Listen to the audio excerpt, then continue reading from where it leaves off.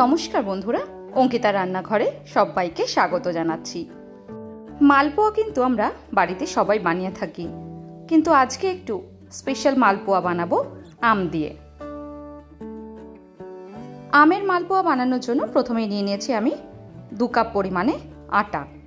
তার মধ্যে দিয়ে দেব 2টো পাকা কলা, মিক্সিতে কিন্তু ঘুরিয়ে নিয়েছি সেটা। আর দিয়ে দেব একটা বড় সাইজের আম, সেটাকে।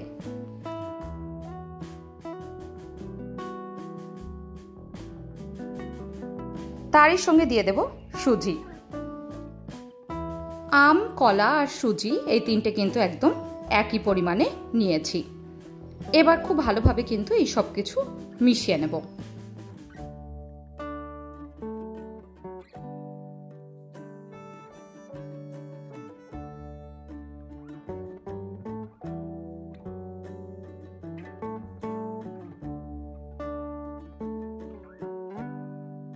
ভালো করে মেশানো হয়ে গেছে। এবার দিয়ে দিচ্ছি চিনি।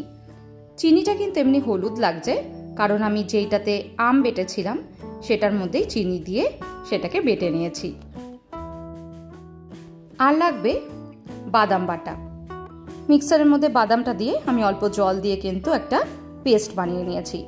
এইভাবে যদি পেস্ট বানিয়ে ব্যবহার করা হয় তাহলে কিন্তু মালপোয়াটা খুব সুন্দর খেতে লাগে আর দেখতেও খুব সুন্দর হয়। সবকিছু ভালোভাবে মিশিয়ে নেওয়া হয়ে গেছে। এবার অল্প অল্প করে কিন্তু জল মেশাতে থাকতে হবে আর ব্যাটারটা তৈরি করতে থাকতে হবে।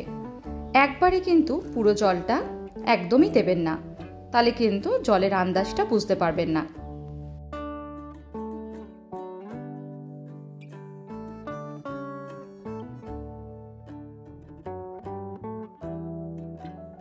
এইভাবে অল্প অল্প করে কিন্তু জল দিতে থাকতে হবে আর মাখতে থাকতে হবে।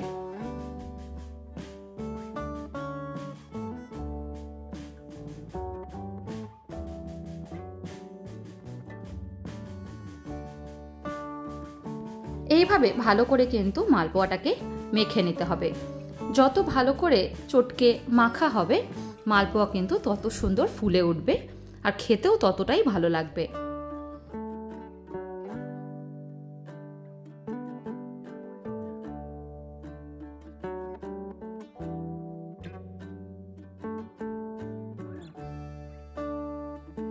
এখনো বেশ কিছুটা ঘন আছে, তাই অল্প একটু জল দিয়ে দিলাম।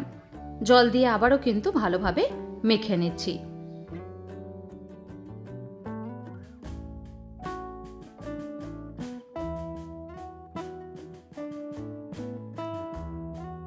দেখুন এমনি একটা গাঢ় কনসিস্টেন্সি লাগবে। এবার এই ব্যাটারটাকে নিয়ে 20 মিনিটের জন্য রেস্টে রেখে দেব।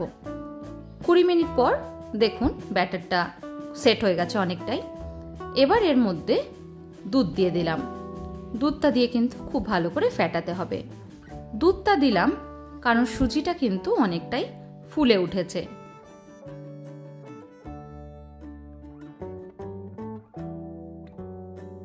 দুধটা দিয়ে কিন্তু খুব ভালো করে এবার মেশাতে থাকতে হবে। এইভাবে অল্প একটু জল তার সঙ্গে অল্প একটু দুধ মিশিয়ে করলে কিন্তু টেস্টটা খুবই ভালো আসে। আর একটা কথা বলে রাখি, আপনাদের বাড়িতে যদি নারকেল কোড়ানো থাকে আপনারা কিন্তু সেটাকেও ব্যবহার করতে পারবেন, তাতেও কিন্তু স্বাদটা খুবই ভালো আসে। এবার অনবরত কিন্তু এইভাবে 5 থেকে 7 মিনিটের জন্য মেশাতে থাকতে হবে। যত ভালো করে মেশানো হবে তত কিন্তু মালপোয়াগুলো ফুলে উঠবে।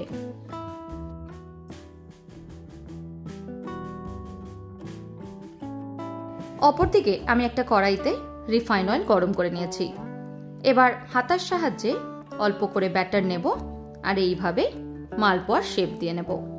এবার ওপর থেকে কিন্তু সমানে এইভাবে তেল ছেটাতে থাকতে হবে। এইভাবে তেল ছেটালে কিন্তু সুন্দর বলের মতন ফুলে উঠবে।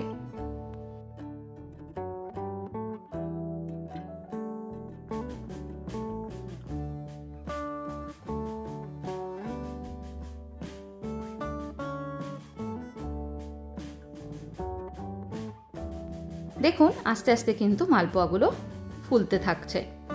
এইভাবে আস্তে আস্তে করে ওপর থেকে তেল দিতে থাকতে হবে যাতে সব দিকটা সুন্দর করে ভাজা হয়।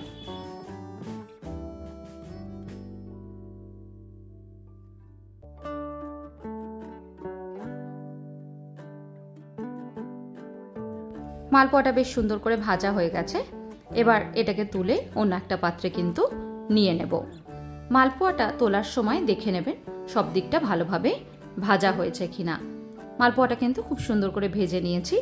এবার মালপোয়াটা খুব ভালো করে তেল ছেঁকে ছেঁকে তুলতে হবে। মালপোয়া থেকে কিন্তু অনেকটা পরিমাণে তেল ওঠে, সেটা ছেঁকে তুলবেন। এবার আরেকটা করে আমি দেখিয়ে দিচ্ছি।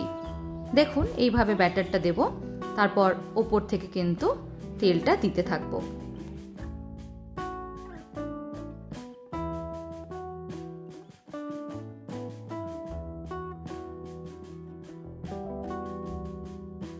এইভাবে যদি আপনারা মালপোয়াগুলো বানান, একটা মালপোয়াও কিন্তু না ফুলে থাকবে না, প্রত্যেকটা কিন্তু গোল গোল হয়ে ফুলে উঠবে।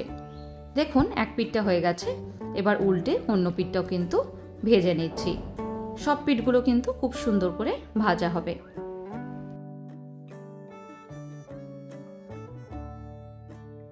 মালপোয়াগুলোকে আপনারা হালকা করেও ভাজতে পারেন, আবার এইভাবে কিন্তু কড়া করেও ভাজতে পারেন।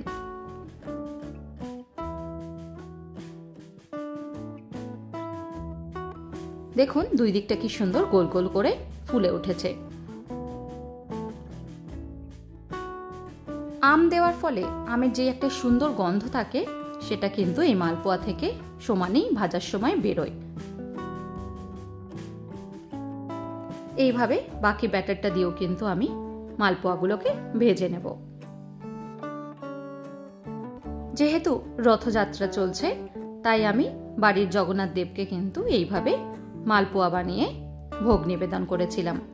আপনারাও যদি চান এইভাবে কিন্তু বানিয়ে দিতেই পারেন। আজকের এই আমের রেসিপিটা অবশ্যই একবার ট্রাই করার অনুরোধ রইল। খেতে অসম্ভব ভালো হয়। এই রেসিপিটা কিন্তু আমি আমার শাশুড়ি মায়ের থেকে শিখেছি। আপনারা অবশ্যই একবার ট্রাই করে জানাবেন কেমন লাগলো। আজকের মতন এইটুকুই। ভালো থাকবেন, সুস্থ থাকবেন। ধন্যবাদ।